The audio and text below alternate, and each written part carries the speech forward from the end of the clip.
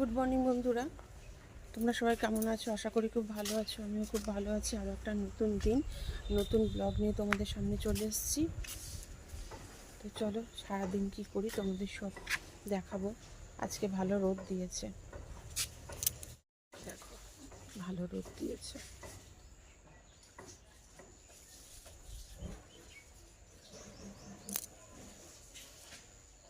দেখতে পাচ্ছ?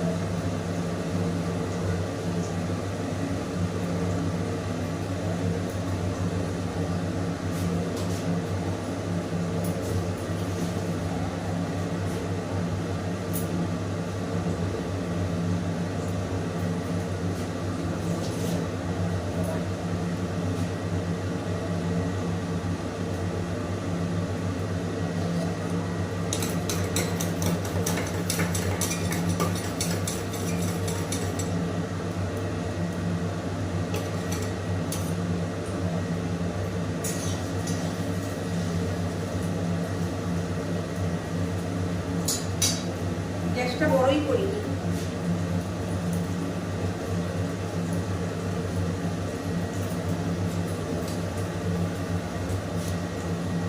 তো ডিমের ঝোল করবো। ডিম সেদ্ধ হয়ে গেছে আর দুটো ডিম অমলেট করব।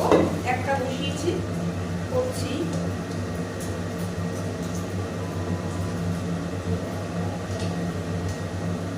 ডিমগুলো ছাড়িয়ে নিই।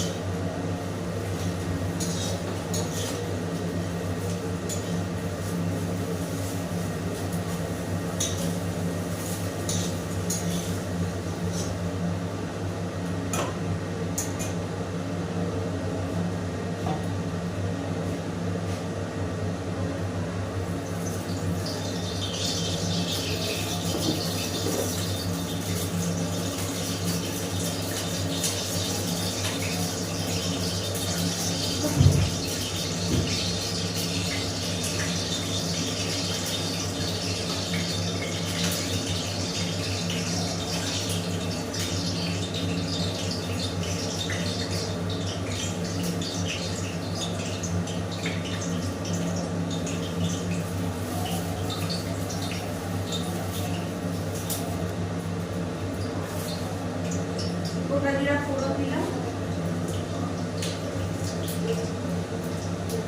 ফোড়নটা একটু দেবো।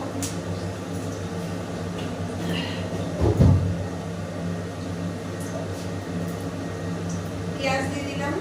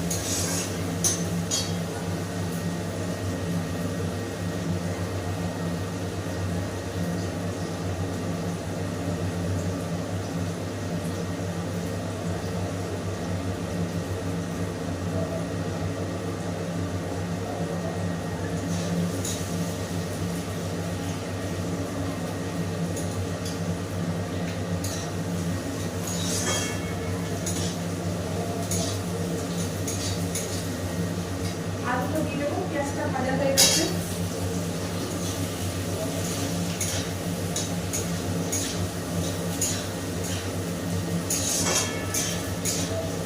আমরাও লাল লাল করে ভেজে নেবো।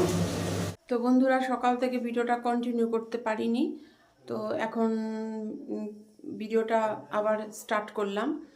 তো এখন অবশ্য অনেক রাত হয়ে গেছে। সন্ধ্যার সময় আমরা সবাই চপ আনা হয়েছিল, চপ খেয়েছি আর চা করে দিয়েছি, সবাই চা খেয়ে নিয়েছে। এখন সবাই ভাত টাত খেয়ে নিয়েছে, আমার খাওয়া হয়নি, আমি পরে খাবো। তোমরা ভাববে হয়তো ভিডিও করছি এত শাড়ি ঠাড়ি পরেছি কেন, আসলে রিলস করি, তো এইমাত্র রিলসটা শেষ হলো, তো আমি ভাবলাম তোমাদের সাথে একটু ভিডিওটা অন করি, তোমার সাথে একটু কথা বলে নিই। বলো, তোমাদের খাওয়া দাওয়া হয়ে গেছে?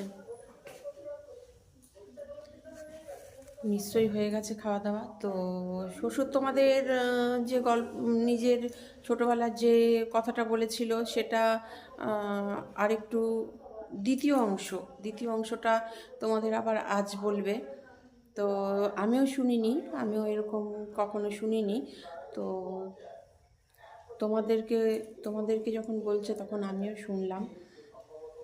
চলো আজকে দ্বিতীয় অংশটা জেনে নিই, শুনে নিই, আমিও শুনবো কি হলো তারপরে। চলো বন্ধুগণ, তোমরা কেমন আছো? আমি এই খাইয়া উঠলাম, ওষুধপত্র খেলাম, এখন একটু বসলাম। বসার পরে এখন তোমাদের একটু মহাভারতের একটু অল্প অংশ বলব। গান্ধারী খেছে না? গান্ধারী হল ধৃতরাষ্ট্রের বউ আর দুর্যোধনের মা গান্ধারী। গান্ধারী যুদ্ধক্ষেত্র থেকে গান্ধারী তার ছেলেকে দেখে পাঠাইছে যুদ্ধক্ষেত্রের থেকে, তুমি আমার সঙ্গে এসে দেখা করো। সম্পূর্ণ উলঙ্গ অবস্থায়, মানে ল্যাংটা অবস্থায় এসে আমার সঙ্গে দেখা করো, এই বলে খবর দিয়েছে। দুর্যোধন যাচ্ছে তার মায়ের কাছে দেখা করতে। এমন সময় কৃষ্ণ তার অন্য কোথাও যাচ্ছিল, তখন কৃষ্ণ বলল, দাদা কোথায় যাচ্ছ? এইভাবে মা ডেকেছেন, যাচ্ছে দেখা করতে। এইভাবে মানে ওই ল্যাংটা অবস্থায়, এই উলঙ্গ অবস্থায় তুমি মায়ের সঙ্গে দেখা করবে? তোমার লজ্জা করবে না? লোকে নিন্দা করবে না? এই বলা কৃষ্ণ দুর্যোধনকে কিছু কথা বলল। দুর্যোধন থমকে গেল, বলে সত্যিই তো, ল্যাংটা হয়ে কি মায়ের কাছে যাওয়া যায়? অন্য লোকে বা কী বলবে? হ্যাঁ, ও একটা বারমুডা পরলো, অথবা একটা হাফ প্যান্ট পরলো। হাফ প্যান্টটা কোমর থেকে উরট পর্যন্ত ঢাকা পড়ে গেল। ওরা দুর্যোধন তার মায়ের কাছে গিয়ে হাজির হলো, সামনে গিয়ে দাঁড়ালো। মা, আমি এসেছি। এসেছ? বলে হ্যাঁ, দাঁড়াও আমার সামনে। দাঁড়াইলো, উপরের দিক তাকালো, গান্ধারী উপরের দিক তাকালো, মাথার দিকে, ছেলের মাথার দিকে তাকালো। তাকাইয়া দুই চোখের বাঁধন খুলে দিল। দুই চোখের বাঁধন খুলে দিল। দুই চোখ বান্ধা ছিল, স্বামী অন্ধ, তাই ও অন্ধ হয়ে থাকবে, এই ওর দুই চোখ বান্ধা ছিল। ছেলের সামনে দুই চোখ খুলে দিল। দুই চোখ থেকে দুইটি জ্যোতি বের হয়ে আসলো। ছেলের মাথার থেকে পা পর্যন্ত ওটা বুলিয়ে দিল। জ্যোতিটা পড়ল ওই পর্যন্ত, পা পর্যন্ত। তারপরে বলছে, গান্ধারী বলছে, তোমাকে কি বলেছিলাম আর তুমি কি করেছ? হ্যাঁ, তোমাকে এই বলেছিলাম আমি, হ্যাঁ, তুমি ওইভাবে আসছো। ওকে বকাবকি করলো, যাও সাবধানে থেকো, সাবধানে থেকো, বলে ওকে পাঠিয়ে দিল, চলে গেল। তারপরে ভীম তো রেডি হয়েছিল, গদা যুদ্ধ করবে ওর সঙ্গে। ও গিয়া গদা যুদ্ধে নামলো, গদা যুদ্ধে নামলো। হ্যাঁ, ভীম কিছুতেই পারছিল না। ভীমের দুর্যোধনের গদা যুদ্ধের গুরু বলরাম, ভীষণ যুদ্ধবাজ, গদা যুদ্ধে ওকে তাই শিখিয়েছিল। হ্যাঁ, শিখিয়েছিল, তাই ও লড়ে যাচ্ছে ভীমের সঙ্গে। ভীম কিছুতেই পেরে উঠছে না, ভীম পড়ে যাচ্ছে বারবার গদার আঘাতে। হ্যাঁ, দুর্যোধন ওই রকমভাবে যুদ্ধ চালিয়ে যাচ্ছে। তখন কৃষ্ণ দূরের থেকে বলছে, হ্যাঁ বলছে না, দূরের থেকে ঠাই দেখাইয়া, হ্যাঁ ঠাই দেখায় বলছে, এইখানে বলো। দূরে বলতে পারে না তো, এইখানে দেখাচ্ছে, এইখানে দেখাচ্ছে। বলো, ভীম কোনো রকমে উঠা দাঁড়াইয়া এদিক ওদিক করে 2-4 ঘা ওকে মারল। মারার পরে সুবিধা মতো পাইল, সময় পাইল, সে থাইয়ের ওপর মেরে দিল। দুর্যোধন পড়ে গেল। আর এক থাইতে মারল, পড়ার পরে দুর্যোধন অচেতন, অচল হয়ে গেল। দুর্যোধন শেষ, দুর্যোধন শেষ, দুর্যোধন শেষ। ওকে চাইছিল ওর মা পায়ের থেকে মাথা পর্যন্ত লোহার মতো করে দেবে বডিটা, যাতে ওকে না মারতে পারে। কিন্তু কৃষ্ণের ছলনায় ও বাধা পড়ে গেল, আর পারল না। এখানেই মহাভারতের কথা ওইটুকুই শেষ করলাম। এখন বন্ধুরা শোনো আমার শান্তির দূতের কথা। আবার বলছি, চালু করছ? স্টার্ট। আমি বাবা আসলো দেখতে, ওকে বলে দিল আর 2 মাস 6 মাস হয়ে গেছে ওর, 6 মাস মানে স্টার্ট। বাবা আমাকে বাড়িতে নিয়ে যাবে। এটা একটা আনন্দের ব্যাপার, হ্যাঁ আনন্দের ব্যাপার, শান্তির ব্যাপার। বাবা বাড়িতে নিয়ে গেল, সাধু বাবা বলে দিল এই ওষুধ জড়িবুটি দিয়ে দিলাম, আরো 2 মাস খাইতে হবে, তাতে যেন আঘাত না লাগে। তারপরে বাবা তো বাড়িতে আনলো, আয়না আনন্দের ব্যাপার। তখন আমার নাম দিয়ে দিল পাঁচু ফকির, আশীর্বাদে বেঁচে গেছে, তাই ওর নাম পাঁচকড়ি দিয়ে কেনা হয়েছে, পাঁচকড়ি দিয়ে কিনে আনছে, সেজন্য আমার নাম পাঁচু। গ্রামের সবাই জানে আমি পাঁচু, আমার নাম পাঁচু, পাঁচকড়ি ডাকে না, পাঁচু বইলেই ডাকে।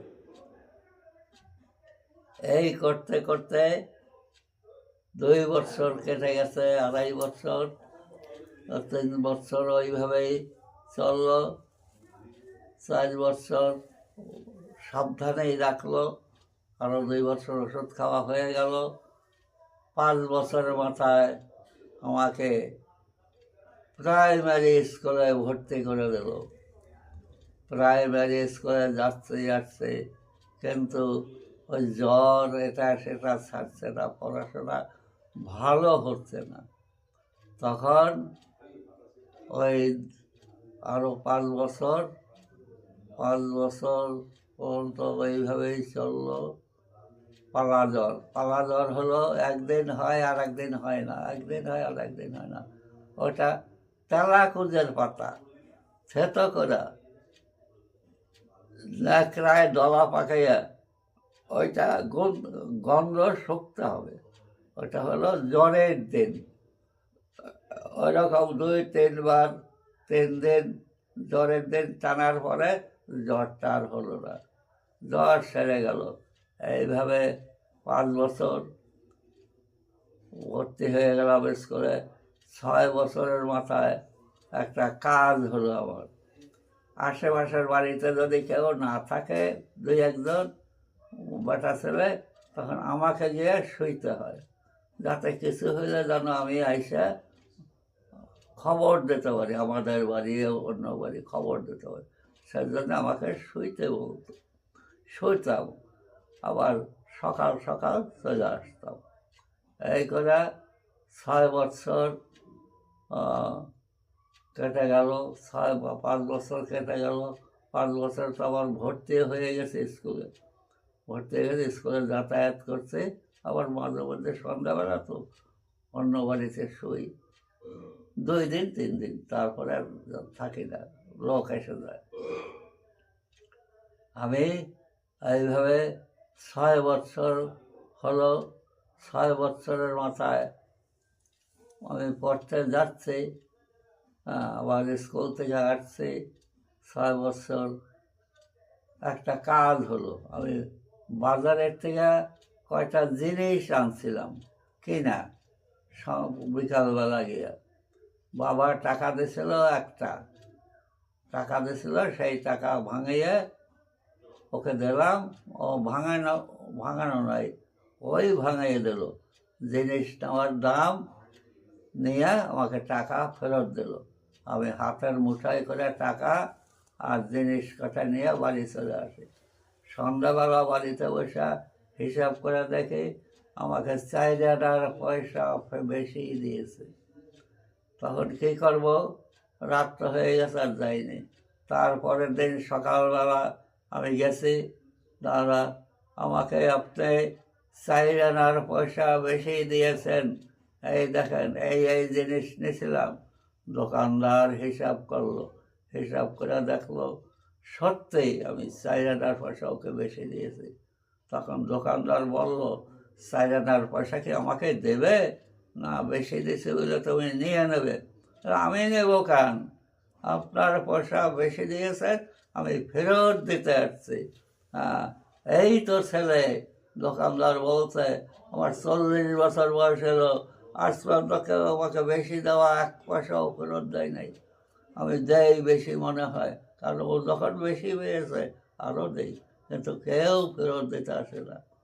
আর এগুলা আমাকে আশীর্বাদ করলো, দীর্ঘজীবী হও, বড় হও, হ্যাঁ, ভালোভাবে চলো, পড়াশোনা করো, এইগুলো আমাকে আশীর্বাদ করলো। লোকজনকে ডাইকা দেখাইলো, এই যে ছেলে আমাকে 4,000 পয়সা ফেরত দিয়েছে। 4,000 পয়সা হলো আমার 4 দিনের খোরাক, 4 দিন খাবো, 4 কেজি চাউলের দাম। তখন 16 থেকে 18 চাউল 1 টাকায়, অন্যান্য জিনিসের দাম এই রকমই। ইলিশ মাছের দাম 3 পয়সা 4 পয়সা এক একটা সময়তে 8 পয়সা হয়ে যায়। তখন 64 পয়সায় 1 টাকা, হ্যাঁ, 64 পয়সায় 1 টাকা, 32 পয়সায় 8 আনা, 8 আনা, 5 পয়সার প্রচলন ছিল তখন। ওইভাবেই চলতো। আমাকে আশীর্বাদ করলো, লোকজনকে বললো, আমি ফিরে আসলাম। একটা শান্তির বার্তা ওই বাড়িতে হলো। আর 4 দিনের খোরাক ফেরত পেয়েছে। 4 দিনের আবার সেই স্কুলে যাচ্ছে আছে 7 বছরের সময়। 7 বছরের সময় আমি বাজার থেকে ফিরছি, বাজারে কিছু নেই, এমনি গেছিলাম, ফেরত আসছি। আসার পথে পিছনে আমার পাশের বাড়ির একটি ছেলে, 6 বছর, 5.5 বছর, 6 বছর বয়স হবে, খাইতে আসছে।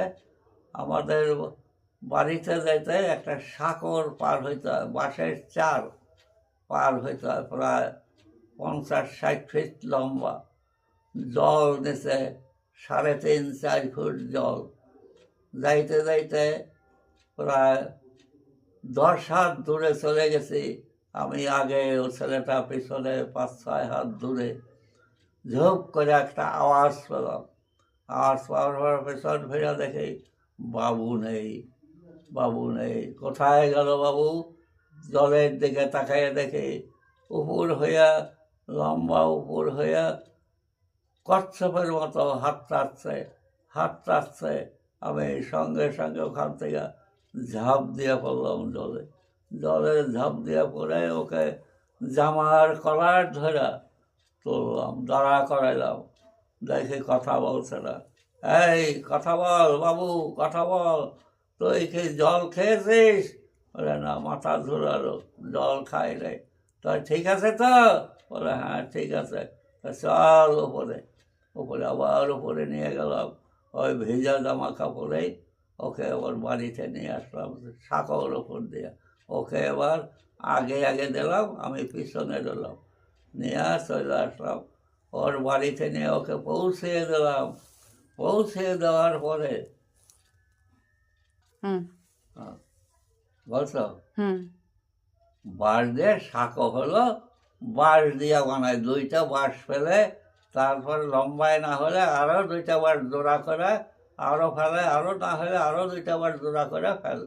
ওইটা 2টা বাঁশ দাঁড়া করে, কেসকের মতো দাঁড়া করে, মাঝে মাঝে দিয়ে দাঁড়া করে ওর উপর দিয়ে বাঁশ ফেলে দেয়। ওটা হলো সাঁকো। আর কাঠের হলে পোল হয়, ঢালাই হলে সিমেন্টের ঢালাই পোল ওই হয়। এটা হলো সাঁকো, 100 ফিট, 50 ফিট, 60 ফিট লম্বা। এটা হলো সাঁকো। যায় বাড়িতে নিয়ে পৌঁছে দিলাম। ওর মা বললো, কি রে তুই জলে পড়ে গেলি? হ্যাঁ, তুই তো মরে যাচ্ছি রে, পাঁচু না থাকলে তোকে কে উঠাইতো বল? হ্যাঁ, তুই যাস কেন এরকম? ওকে বকাবকি করলো। তুই তো আজ শেষ হয়ে গেছিলি রে, মরে গেছিলি আজ, তোকে বাঁচিয়েছে। আমাকে বললো ওর মা, তুমি বসো, তুমি ওকে বাঁচিয়েছো তুমি ওকে। ও মরে যাইতো, সাঁতার জানে না। আর ডুগলা পাতলা তো লম্বা আছে একটু, ডুগলা পাতলা, ও উঠতে পারতো না। তাই বুঝলা আমাকে বসাইলো, বস। ওদের বাড়ি একটা পেয়ারা গাছ আছে, কাশের পেয়ারা, গোল গোল, পাকলে হলদে হয়ে যায়, এবারে সাদা হয়ে যায় বড়। ঘরে পাড়া ছিল, একটা পেয়ারা, তো বলো পেয়ারা এইটা আমার হাতে ধরে সাদা, বৈশা খা খা, তারপরে যা। বৈশা খাইলো, যাই প্রায়ই যাই পেয়ারা খেতে ওই বাড়ি। ইয়া চলে আসলাম, এই একটা শান্তির বার্তা। ওই বাড়ি আনন্দের ঢেউ হয়ে গেল, মানে ও মরে গেছিল ছেলেটা, তাই ওকে বাঁচাইছি। শান্তির বার্তা দিলাম একটা, হ্যাঁ।